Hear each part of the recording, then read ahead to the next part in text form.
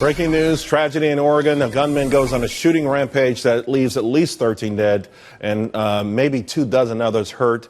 President Obama says that these mass shootings have become routine, and anyone who does this has a sickness. We do know that mental illness plays a major role in this, as do other things like the breakdown in the family when someone kills someone else who may be otherwise sane.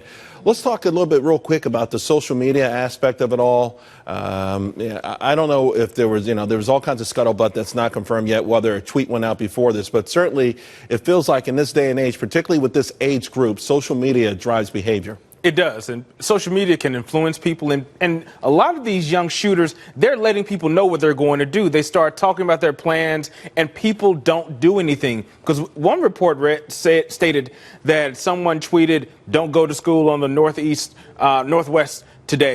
coast," which is particularly where this school is. So it's very scary that social media can reach so many people with bad intentions. Rod, though, I mean, to a certain degree, at least from a law enforcement point of view, our hands are tied.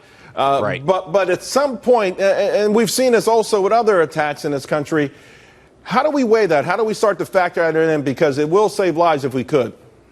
Well, we do weigh that, and I can tell you firsthand, Charles, that the law enforcement authorities out there in that area, they're scouring through several social media websites right now because there was information from what some of my sources are telling me that came out last night that could have been a warning to this situation. So we have to continuously monitor that, and I can also tell you and the viewers that law enforcement agencies all across the country, we constantly monitor traffic and social media and things like that so that we can try to preempt some of these things if we can. You know, Tammy, Dr. Rita Cavan, the interim president there, after the hasty press conference, said she feels awful, but she does not want to change the laws. To me, that's the exclamation point to this whole thing, and it tells me it's going to continue to happen because there are people who just, on their own principle, their own whatever they believe in, just somehow believe that arming people to protect themselves is wrong. Look, we all want this to stop, and we've got to have conversations about the real reasons why this is happening.